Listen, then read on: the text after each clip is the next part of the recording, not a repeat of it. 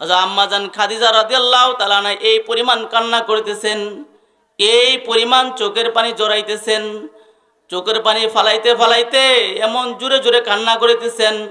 ছোট্ট মেয়ে ফাতিমা রাদিয়াল্লাহু তাআলা আনহা দৌড়াইয়া রসুলের কাছে বলতেছেন, আব্বাজান আম্মাজানের জানি কি হয়েছে।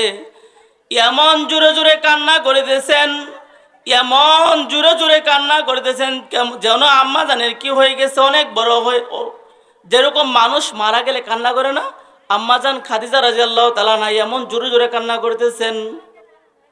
আল্লাহর হাবিব সাল্লাল্লাহু আলাইহি সাল্লাম দৌড়াইয়া বলতেছেন, খাদিজা কি হয়েছে, কান্না থামাও।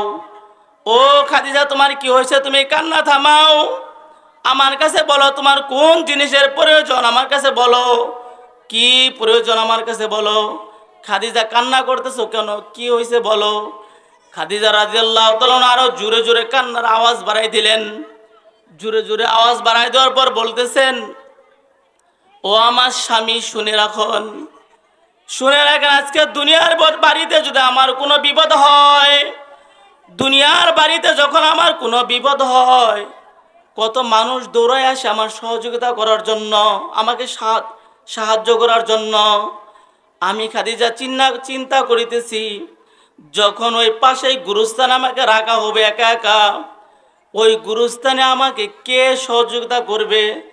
যখন আল্লাহ পাক রব্বুল আলামিন আমাকে দরিয়া বসবে, তখন তো আমার কোনো উপায় থাকবে না, আমার তো কোনো কেউ সহযোগিতাও করবে না। হে আমার প্রাণের স্বামী, আপনি ওয়াদা দেন, আপনি ওয়াদা দেন, যতক্ষণ পর্যন্ত তিনটি ওয়াদা না দিবেন ততক্ষণ পর্যন্ত আমি খাদিজা কান্না থামাবো না। কাঁদতে কাঁদতে দুনিয়া থেকে চলে যাব, তারপরও আমি খাদিজা কান্না থামাবো না। আল্লাহর হাবিব সাল্লাল্লাহু আলাইহি সাল্লাম বলেন, খাদিজা কান্না থামাও, কি হয়েছে বলো শুনি, দেখি তোমার ওয়াদাগুলো আমি পালন করব। আমি কথা দিলাম তোমার ওয়াদাগুলো পালন করব, কি হয়েছে বলো দেখি। খাদিজা রাদিয়াল্লাহু তাআলা আনহা বলতে শুরু করলেন, আমি যখন মারা যাব আপনার জুব্বা মোবারক দ্বারা আমার কাফনের ব্যবস্থা করবেন। আমি যখন মারা যাব আপনি আমার জন্য দোয়া করবেন। আমি যখন মারা যাব তৃতীয় নাম্বার ওয়াদা হলো, কবরের ফেরেশতাদের মুনকার নেকির সওয়াল জবাব আপনি দিয়ে দিবেন, আমি খাদিজা দিতে পারবো না। আল্লাহর হাবিব সাল্লাল্লাহু আলাইহি সাল্লাম বলেন, খাদিজা কান্না থামাও, আমি তোমার কাছে ওয়াদা দিলাম তিনোটা কথা, আমি তিনোটা ওয়াদা পালন করব।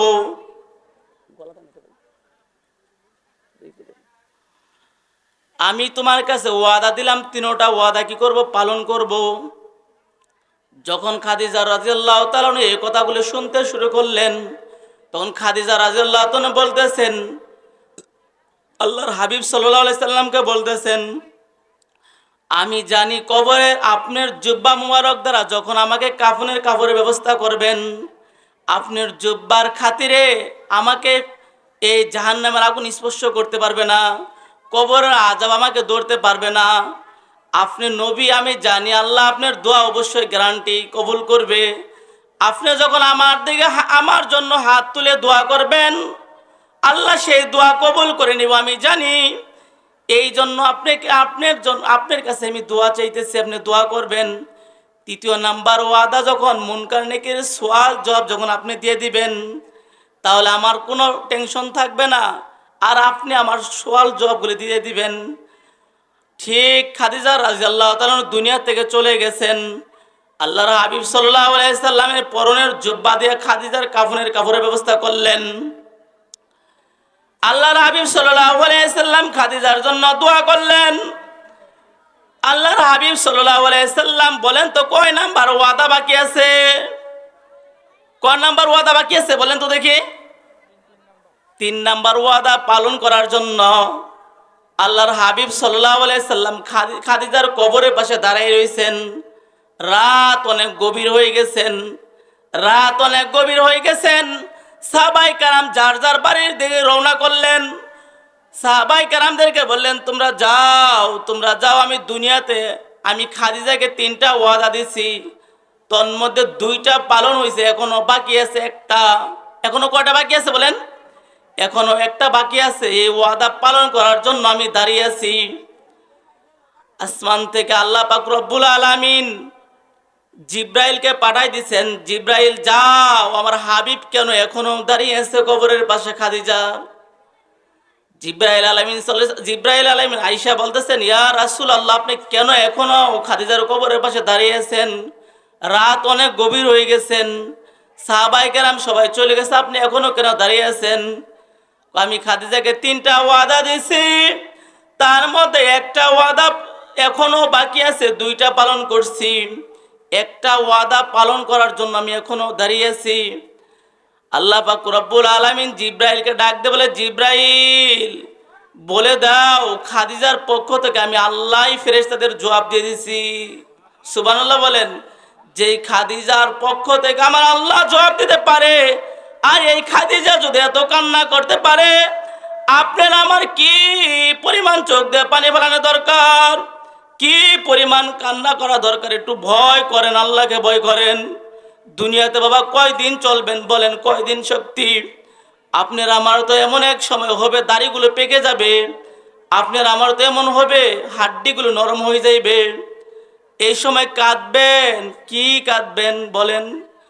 কখন আপনি আজরাইল আলাইহিস সালাম তো আমাদের সকলের পিছনে দাঁড়িয়ে আছে, কখন আল্লাহ পাক রব্বুল আলামিন কুন ফায়াকুন, কখন মেন আল্লাহ পাক রব্বুল আলামিন বলার সঙ্গে সঙ্গে আজরাইল খপ করে দূরে বসে তওবা করার সময় মনোযোগ না দেয়।